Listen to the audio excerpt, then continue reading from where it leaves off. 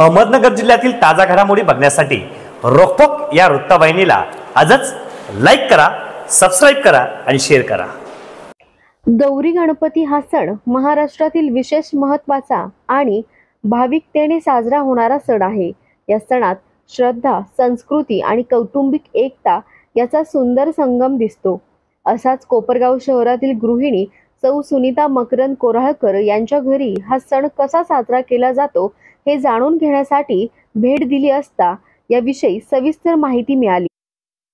गणेश चतुर्थीला गणपती बाप्पांचे आगमन होते। घरोघरी गणपतीची मूर्ती आणून तिची स्थापना केली जाते। गणेशोत्सवाच्या दुसऱ्या किंवा तिसऱ्या दिवशी गौरी देवींचं आगमन होतं। गौरी म्हणजे पार्वती देवी, जी समृद्धी, सुख, शांतीचे प्रतीक आहे। काही ठिकाणी 2 मूर्ती ठेवतात, ज्यांना ज्योत किंवा सजवलेल्या मूर्ती म्हटले जाते। गौरी देवींचे विशेष पूजन केले जाते। या दिवशी महिलांनी पारंपरिक वेशभूषा करून गौरीसाठी रांगोळ्या, फुलांनी सजावट आणि विविध प्रकारचे नैवेद्य अर्पण करतात। खास करून महाराष्ट्रात या दिवशी महिलांमध्ये सौभाग्याचे प्रतीक म्हणून नऊवारी साड्या परिधान करण्याची पद्धत आहे। 2-3 दिवस गौरीचे पूजन केल्यानंतर त्यांना निरोप दिला जातो, ज्याला गौरीची पाठवणी म्हणतात। महिलांनी गोडधोड करून गौरीचा निरोप घेतला जातो। गौरी गणपती सण घरातील समृद्धी, आनंद आणि एकतेचे प्रतीक आहे। घरातील महिलांसाठी हा सण विशेष असतो, कारण गौरी म्हणजे सौभाग्याची देवी मानली जाते। कौटुंबिक आनंद आणि प्रेम वाढवण्याचे साधन म्हणून या सणाची भूमिका आहे। धार्मिकता, भक्ती, परंपरा आणि संस्कृती यांचा समन्वय साधणारा हा सण आहे। यामध्ये कुटुंबातील सर्व सदस्य एकत्र येतात आणि आनंदाने सहभागी होतात। भारत देश म्हटलं की रूढी आणि परंपरेने नटलेला असा हा आपला भारत देश आहे। आणि या भारत देशामध्ये सण आणि व्रतवैकल्ये यांना खूप जास्त महत्त्व आहे। आणि जास्तीत जास्त सण आणि व्रतवैकल्ये ही श्रावण महिन्यात येतात। आणि श्रावण महिना हा देवपूजेचा आणि व्रतवैकल्यांचा मानला जातो। आणि त्यानंतर आपल्या स्वागताला म्हणजे गौरींच्या स्वागताला ही सृष्टी ही नटलेली असते, हिरवीगार झालेली असते। आणि त्या प्रथम गणपतीचं आगमन होतं आणि गणपती आलेले असताना 2-3 दिवसानंतरच गौरींचं आगमन होतं।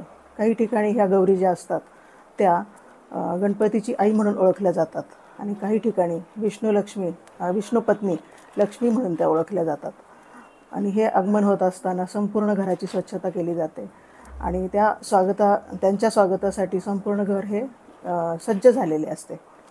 सुरुवातीला त्या येतात तेव्हा त्या अगदी आपल्या तुळशीजवळ विसावतात, तिथे थोड्याशा थबकतात आणि त्यांना संपूर्ण घराचं आपल्या निरीक्षण करतात की आपण माहेरी आल्यानंतर, आपण सासरी गेल्यानंतर आपण माहेरी आलोत तर आपलं घर कसं आहे, आपण जाताना जशी घराची ठेवण होती, स्वच्छता होती, ते सगळं तसंच आहे का, तुळशी वृंदावन तसंच आहे का, हे बघून त्यांना खूप सुखावं अशी त्यांची भावना होते। मग तिथून संपूर्ण घरामध्ये छोटी छोटी पावलं काढलेली असतात। त्या पावलांवर एक पाऊल ठेवून त्या सोन्या मोत्याच्या पावलांनी आपल्या घरात येतात। घरातील प्रत्येक भागाचं, प्रत्येक खोलीचं त्या निरीक्षण करतात आणि आपण जाताना ह्या सगळ्या वस्तू जशा होत्या तशाच आहेत का, आपला भाऊ सुखी आहे का, आपली आई सुखी आहे का, आपल्या घरातली समृद्धी कशी आहे, हे सर्व पाहत असताना त्यांना वेगळ्याच प्रकारचा आनंद होत असतो। त्यानंतर त्या या सोन्या मोत्याच्या पावलांनी घरात येतात। माप ओलांडून त्या घरात आल्यानंतर त्या आपापल्या ठिकाणी विराजमान होतात। तशा ह्या गौरी आपल्या ठिकाणी विराजमान झालेल्या आहेत आणि विराजमान झाल्यानंतर त्या ठिकाणी सुखावतात। अतिशय मोठा प्रवास करून त्या आलेल्या असतात, थकलेल्या असतात, तरी त्यांना नैवेद्य मात्र भाजी भाकरीचाच असतो। मेथीची भाजी आणि भाकरी याचं नैवेद्य त्या पहिल्या दिवशी घेतात। यांचं आगमन जे होतं ते अनुराधा नक्षत्रावर होतं आणि ज्येष्ठा आणि कनिष्ठा असं त्यांना म्हटलं जातं। या दोघी आपापल्या ठिकाणी स्थिरावतात। त्यानंतर त्यांचं जेवण झाल्यानंतर काही ठिकाणी खिरापतीचं नैवेद्यसुद्धा त्यांना दाखवला जातो। त्यानंतर दुसऱ्या दिवशी त्यांच्या जेवणाची तयारी केली जाते।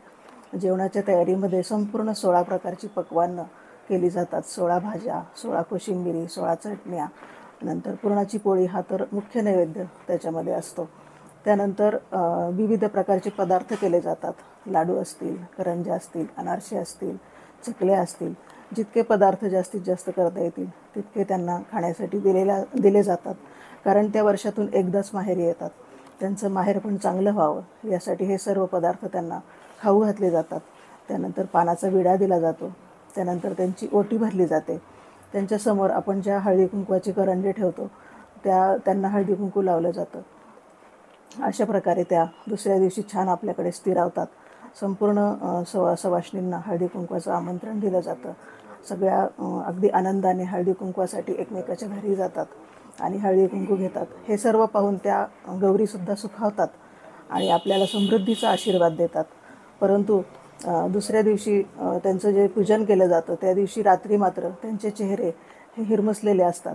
कारण दुसऱ्या दिवशी त्यांना पुन्हा आपल्या घरी जायचं असतं आणि अतिशय पडलेले चेहरे आपल्याला सुद्धा दुःखात टाकतात. आणि उद्या ह्या गौरी आपल्या घरी जाणार आहेत या कल्पनेने आपलासुद्धा ऊर भरून येतो आणि दुसऱ्या दिवशी ह्या आपापल्या घरी जायला निघतात. दुसऱ्या दिवशी आपल्या घरी जाताना यांना दही भाताचं नैवेद्य, कानोल्याचं नैवेद्य दाखवला जातो. त्यानंतर काही ठिकाणी वेगवेगळ्या प्रकारचे नैवेद्य दाखवले जातात. आमच्या घरीसुद्धा ह्या गौरी पुरातन आहेत. आमच्या सासूबाई पण करत होत्या, आमच्या आजी सासूबाई पण करत होत्या आणि बऱ्याच वर्षापासून ह्या रूढी आपल्याकडे ज्या चालत आलेल्या आहेत त्यांना खूप महत्त्व आहे. ह्या रूढी कधी सुरू झाल्या हे कोणालाही सांगता येणार नाही. परंतु रूढी आणि परंपरेने चालत आलेले हे जे आपलं दैवत आहे याला आपण मानतो आणि ह्या गौरी आपल्याला सुखसमृद्धीचा आशीर्वाद देतात. त्यानंतर जाताना आपल्याला शांतीचा संदेश देतात.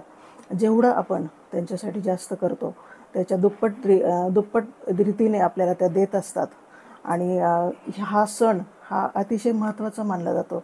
अतिशय ग्रामीण भागामध्ये असेल, शहरी भागामध्ये असेल, अनेक विभागलेली जी कुटुंबं असतात की काही नोकरीच्या निमित्ताने बाहेर गेलेली असतात, ते सर्व मुले बाळे आपापल्या घरी येतात आणि एकत्र रीतीने हा सण साजरा करतात.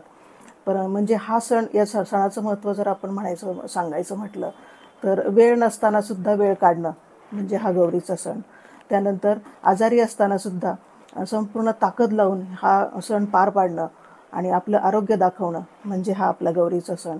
त्यानंतर पैसा नसतानासुद्धा आपण अनेक वस्तू आणायच्या तिच्या स्वागतासाठी, तिच्या तयारीसाठी म्हणजे हा गौरीचा सण.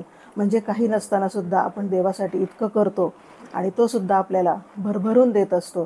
हेच हे गौरी आपल्याला सांगत असतात आणि सुखाचा आणि ऐश्वर्याचा आणि शांततेचा संदेश देऊन त्या पुन्हा आपल्या घरी जात असतात.